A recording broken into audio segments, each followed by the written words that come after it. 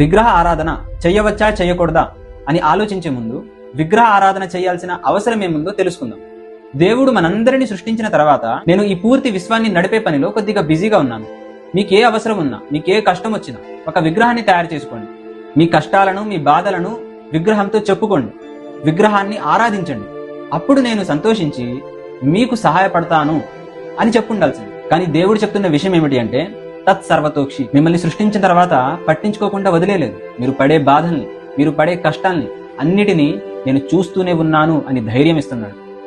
కేవలం చూడటం మాత్రమే కాదు, యన్ మనసా నామనుతే ఏనా హృ మనోమతం అంటున్నాడు. మీ మనసు మోసే ప్రతి బరువుని, మీ హృదయం పడే ప్రతి కష్టాన్ని, మీ మనసులో ఉండే ప్రతి విషయాన్ని కూడా నేను గమనిస్తున్నాను, మిమ్మల్ని పట్టించుకోకుండా వదిలేలేదు అని ధైర్యం ఇస్తున్నాడు, భరోసా ఇస్తున్నాడు. సృష్టికర్తనే ఉపాసించడానికి, ఆయననే వేడుకోవడానికి ఆయన మనకి ఎంత దగ్గరగా ఉన్నాడు అంటే, హృది సర్వస్య విష్టితం. మీరు ఎక్కడున్నా మీతో పాటు నేనున్నాను.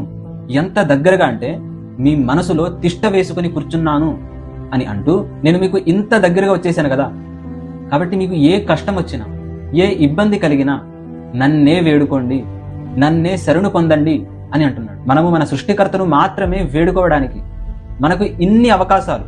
నేను నీ పక్కనే ఉన్నాను, నీతో పాటే ఉన్నాను, నీ మనసులోనే ఉన్నాను. నువ్వు భయపడాల్సిన అవసరం లేదు. నువ్వు ఉండే ప్రతి పరిస్థితిని నేను శ్రద్ధగా గమనిస్తున్నాను. దేవుడిని డైరెక్ట్ గా అడగడానికి, దేవుడితో మాట్లాడడానికి ఇన్ని అవకాశాలు ఇచ్చిన తర్వాత విగ్రహం దగ్గరికి వెళ్లాల్సిన అవసరం ఏముంది? మన సృష్టికర్తతో మాట్లాడడానికి, ఆయననే ఉపాసించడానికి విగ్రహం దగ్గరికి వెళ్ళాలి అనే ఏ అవకాశాన్ని కూడా దేవుడు మనకి ఇవ్వలేదు. నన్నే వేడుకోండి, నన్నే ఉపాసించండి, ఇన్ని అవకాశాలు ఇచ్చిన తర్వాతే సృష్టికర్తతో పాటు ఇతర ఏ జడ పదార్థాన్ని మీరు ఉపాసించకూడదు, అతనికి భిన్నముగా ఇతరులను ఉపాసించడం మహాపాపము అని వేదాలు వారిస్తున్నాయి.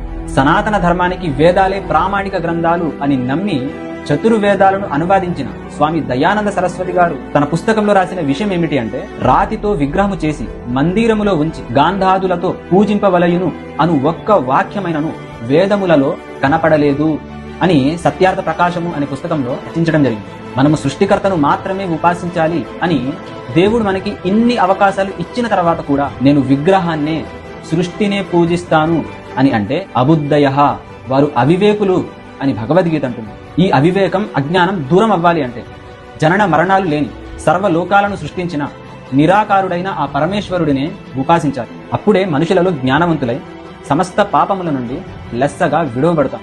ఇది మన శాస్త్రాలు ఇస్తున్న ఇన్ఫర్మేషన్. నేను చెప్పిన ఈ వాస్తవాలు కంప్లీట్ గా శాస్త్రబద్ధమైన. ఈ విషయంలో మీకు ఏ సందేహం ఉన్నా కామెంట్లు మీరు చెప్పగలరు.